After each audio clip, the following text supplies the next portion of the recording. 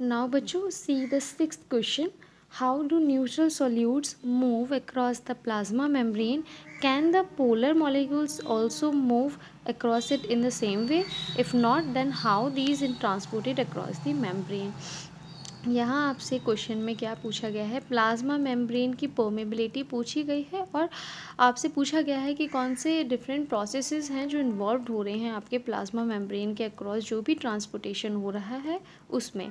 अब मॉलिक्यूल्स के बेसिस पे पूछा गया है। आपका पहला मॉलिक्यूल है न्यूट्रल सॉल्यूट्स। अगर न्यूट्रल सॉल्यूट्स हैं आपके तो वो प्लाज्मा मेम्ब्रेन को किस प्रोसेस से हैं जो वो क्रॉस करेंगे या फिर ट्रांसपोर्टेड होंगे आपके across the plasma membrane.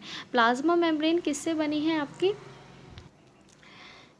Biolipid layer से, और आपके जो प्रोटीन्स हैं, डिफरेंट प्रोटीन्स हैं, इंटीग्रल प्रोटीन्स और पेरिफेरल प्रोटीन्स हैं, वो इन्वॉल्व हैं आपके किसमें, प्लाज्मा मेम्ब्रेन में। प्लाज्मा मेम्ब्रेन का जो एक स्ट्रक्चर है लिपिड बायलेयर का, जो सिंगल लिपिड है वो क्या है, फॉस्फोलिपिड स्ट्रक्चर है, इस फॉर्म में है लिपिड्स, और इन्हीं के क्या है लिपिड बायलेयर प्रेजेंट है आपके प्लाज्मा मेम्ब्रेन में।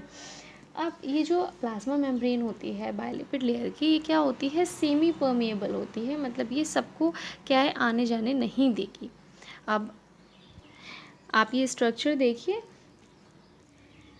ये आपके जो है प्लाज्मा लिपिड बायलेयर है, आपकी जो परमेबिलिटी है वो किस किस ऑर्गन के लिए, किस किस मॉलिक्यूल के लिए है, आपको इस स्ट्रक्चर से इस डायग्राम से क्लियर हो जाएगा। आपके हाइड्रोफोबिक मॉलिक्यूल्स हैं वो क्रॉस कर जाते हैं आपके लिपिड बायलेयर को ईजिली।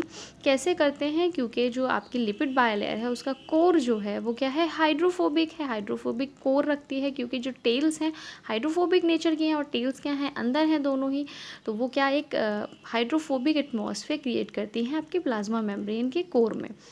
तो ये अलाउ आपका जब हाइड्रोफोबिक है, मतलब कि बेसिकली आप कहेंगे कि इसको फैट सॉल्यूबल जितने भी मॉलिक्यूल्स हैं नॉन पोलर हैं वो उनको क्या करेगा, लिपिड बायलेयर क्या करेगी, फैसिलिटेट कर देगी उनका ट्रांसपोर्टेशन। अब बात आती है स्मॉल अनचार्ज पोलर मॉलिक्यूल्स की। जितने भी आपके स्मॉल हैं और अनचार्ज पोलर मॉलिक्यूल्स हैं वो क्या करते हैं, कैसे करते हैं, आपके क्रॉस करते हैं प्लाज्मा मेम्ब्रेन लिपिड बायलेयर को। आपके लिपिड बायलेयर में क्या है, फॉस्फोलिपिड के पास में बीच में जो भी स्पेस होता है उससे क्या है आपके साइड वाइज स्पेस से क्या है स्लिप कर जाते हैं और आपके एंटर ट्रांसपोर्टेशन जो है वो फैसिलिटेट हो जाता है उन क्या है स्पेसेस से, जो फॉस्फोलिपिड्स के बीच पे जो स्पेसेस हैं यहाँ पर फॉस्फोलिपिड बायलेयर में, वहाँ से क्या है ये क्रॉस कर जाती हैं स्मॉल अनचार्ज्ड पोलर मॉलिक्यूल्स। लेकिन अगर हम बात करेंगे किसकी, लार्ज अनचार्ज्ड पोलर मॉलिक्यूल्स की, जैसे ग्लूकोज है आपका, फ्रक्टोज है, ये सब क्या है आपके लार्ज मॉलिक्यूल्स हैं जो कि अनचार्ज्ड हैं ये भी, लेकिन ये क्रॉस नहीं कर जाते हैं क्योंकि इनका साइज़ इतना बड़ा है कि ये क्या है इनके जो स्पेस है आपका उसमें से क्या है स्लिप नहीं कर पाएंगे। तो ये क्या इनका क्या हो जाती है, परमेबिलिटी नहीं होती है लिपिड बायलेयर के थ्रू। फिर आती है बात आयंस की। पोलर मॉलिक्यूल्स होते हैं, आयंस हैं, वो मूव नहीं करेंगे बिकॉज ऑफ दिस, ये जो बीच में कोर है आपका हाइड्रोफोबिक कोर है, ये आपका इसको क्या है परमेबिलिटी नहीं देगा क्रॉस करने की मेम्ब्रेन से।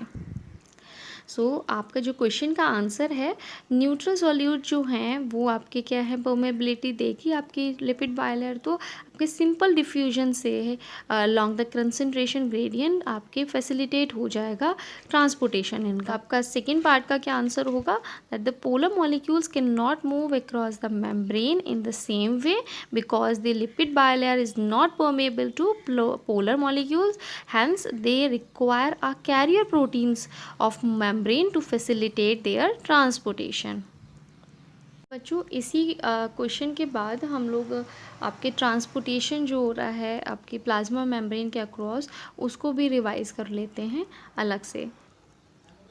हमने चैप्टर में पढ़ा था जब हमने देखा था कि प्लाज्मा मेम्ब्रेन जो है आपके सिलेक्टिव परमेबिलिटी होती है प्लाज्मा मेम्ब्रेन की, कंफ्यूज नहीं होना है, सेमी परमेबिलिटी लिपिड बायलेयर की है। आपकी जो पूरी प्लाज्मा मेम्ब्रेन की बात करेंगे तो सिलेक्टिव परमेबिलिटी की बात करेंगे। Membrane is selectively permeable to some molecules present on either side molecules across the membrane by following. आपके क्या है टू ट्रांसपोर्टेशन के थ्रू जो होता है, ट्रांसपोर्टेशन होता है मेम्ब्रेन के अक्रॉस, इधर से आना या जाना जो भी है वो 2 प्रोसेसेस के थ्रू होता है। एक होती है पैसिव ट्रांसपोर्टेशन, एक होता है एक्टिव ट्रांसपोर्टेशन। पैसिव ट्रांसपोर्टेशन में 2 टाइप्स होते हैं, डिफ्यूजन एंड फैसिलिटेटेड डिफ्यूजन। और एक्टिव ट्रांसपोर्ट है, यहाँ पर आपके जो एक फीचर है जहाँ पर एनर्जी यूज़ हो रही है उसे एक्टिव ट्रांसपोर्ट कहते हैं, और जो ट्रांसपोर्टेशन बिना एनर्जी के यूज़ किए हो रहा है उसे क्या कहेंगे, पैसिव ट्रांसपोर्टेशन। नाउ बच्चों सी दिस स्ट्रक्चर आपको यहाँ पे दिखाई दे रहा है। आपके लेफ्ट हैंड साइड पे हमने बात की है पैसिव ट्रांसपोर्ट की। पैसिव ट्रांसपोर्ट क्या है, आपका सिंपल डिफ्यूजन क्या है, आपके सॉल्यूट जो हैं अक्रॉस द लिपिड लेयर के अक्रॉस कर जाएंगे, जो वो क्या होगा आपका डिफ्यूजन। तो डिफ्यूजन में कौन कौन से आ जाएंगे आपके मॉलिक्यूल, हमने पहले स्ट्रक्चर देखा था, इससे पहले बात की थी जब लिपिड बायलेयर के में जो मॉलिक्यूल्स हैं परमेबल थे उनके बारे में। तो हाइड्रोफोबिक मॉलिक्यूल्स क्रॉस करेंगे इस डिफ्यूजन के थ्रू, और अनचार्ज पोलर मॉलिक्यूल जो स्मॉल साइज़ के हैं वो पास करेंगे डिफ्यूजन के थ्रू।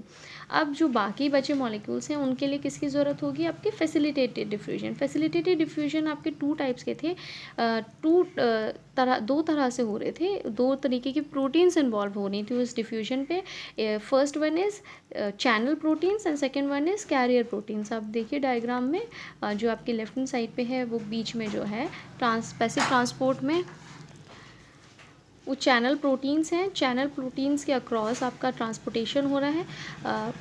लेफ़्ट साइड वाली फ़ोटो में ही जो लास्ट में है वो आपके कैरियर प्रोटीन्स हैं।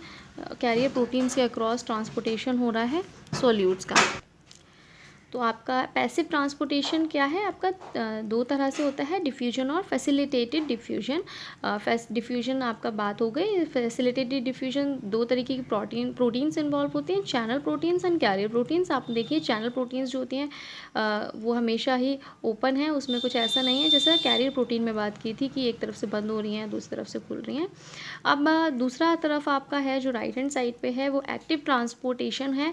एक्टिव ट्रांसपोर्टेशन में क्या हो रहा है, जितने भी आपका आयंस हैं, आयंस का जो ट्रांसपोर्टेशन होगा वो आपका एक्टिव ट्रांसपोर्टेशन के थ्रू होगा। आपने पहले डायग्राम में देखा था लार्ज पोलर मॉलिक्यूल्स थे और क्या था आयंस थे जो आपकी प्लाज्मा लिपिड बायलेयर को क्रॉस नहीं कर पा रहे थे। तो जितने भी पोलर मॉलिक्यूल्स हो गए वो फैसिलिटेटेड डिफ्यूजन के थ्रू क्रॉस करेंगे, ट्रांसपोर्ट होंगे, और जितने भी आपके आयंस हैं वो ATP ये एक्टिव ट्रांसपोर्ट के थ्रू ट्रांसपोर्ट क्या करेंगे अक्रॉस द प्लाज्मा मेम्ब्रेन।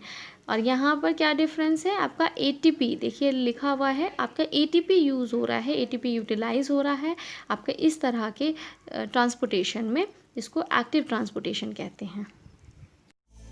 यदि आपको हमारा वीडियो अच्छा लगा हो तो आगे की वीडियो की नोटिफिकेशन प्राप्त करने के लिए कृपया बेल बटन दबाएं और चैनल सब्सक्राइब करना ना भूलें। Please subscribe our channel of EduFun Classes। Thank you for watching.